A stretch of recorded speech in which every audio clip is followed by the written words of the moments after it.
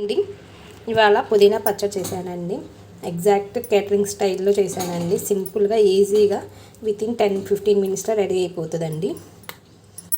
పదండి ప్రాసెస్లోకి వెళ్ళిపోదాం. కేటరింగ్ స్టైల్లో పుదీనా పచ్చడి ఎలా చేసుకుందామో చూద్దాము. 2 స్పూన్ల పచ్చెనగపప్పు, 2 స్పూన్ల మినప్పప్పు, 2 స్పూన్ల ధనియాలు, 1 స్పూన్ జీలకర్ర, కొన్ని పచ్చిమిర్చి, కొన్ని ఎండుమిర్చి, చింతపండు, అల్లం వెల్లుల్లి పేస్ట్, 1 టమాటో, 1 ఆనియన్, కొంచెం కరివేపాకు, 1 కప్ పుదీనా. ప్రాసెస్లోకి వెళ్దాం పదండి. స్టవ్ మీద ప్యాన్ పెట్టుకొని అందులో ఒక 1 టేబుల్ స్పూన్ ఆయిల్ వేసుకుందాం. ఆయిల్ ఫ్రై అయిన తర్వాత 2 టీ స్పూన్స్ పచ్చెనగపప్పు, 2 టీ స్పూన్స్ మినప్పప్పు,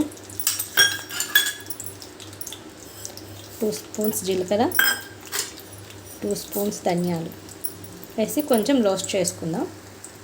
ఇవి ఫ్రై అయినాయి కదా, ఇందులో కొన్ని ఎండుమిర్చి, కొన్ని పచ్చిమిర్చి వేసుకుందాం.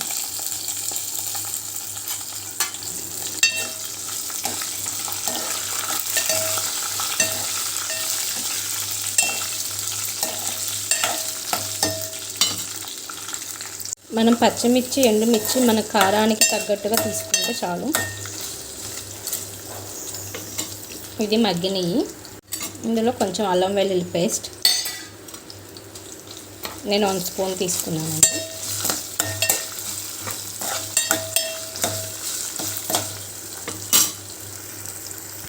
ఇందులో కొంచెం కరివేపాకు,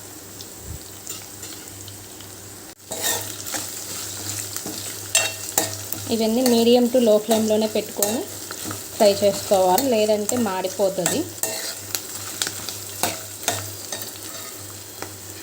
ఇందులో 1 టమాటో, అలాగే 1 ఆనియన్. మనం ఇంట్లోకే కాబట్టి కొంచెం చేసుకుంటే సరిపోతుందండి.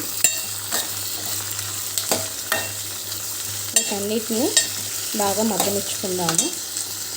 చిన్న నిమ్మకాయ సైజు అంటే చింతపండు,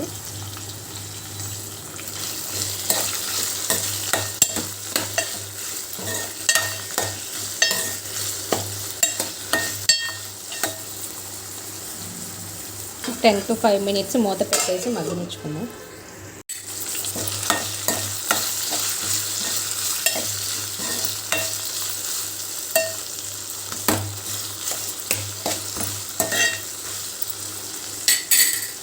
కొంచెం పసుపు,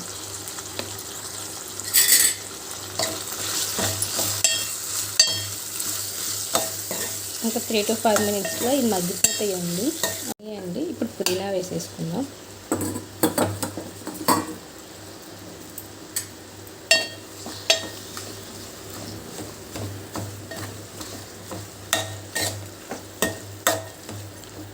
ముందే పుదీనా వేసేసుకుంటే అది కొంచెం బాగా ఉడికిపోయి బ్లాక్గా అయిపోతుంది. మనం ఇంకా 5 మినిట్స్లో స్టవ్ ఆఫ్ చేస్తాము అన్నప్పుడు పుదీనా వేసుకుంటే ఉడికినే మగ్గిపోతుందండి. 5 మినిట్స్ ఇది కొంచెం మగ్గనిద్దాం. మగ్గిపోయిందండి. మీ టేస్ట్ తగ్గట్టు ఉప్పు,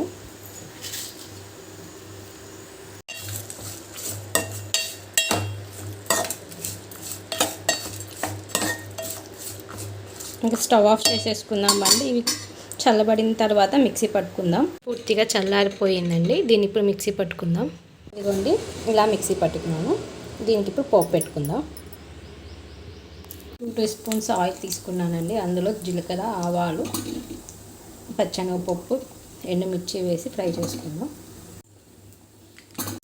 కొంచెం కరివేపాకు వేసుకొని తిరగమాతని ఆ పచ్చడిలో కలిపేసుకుందాం.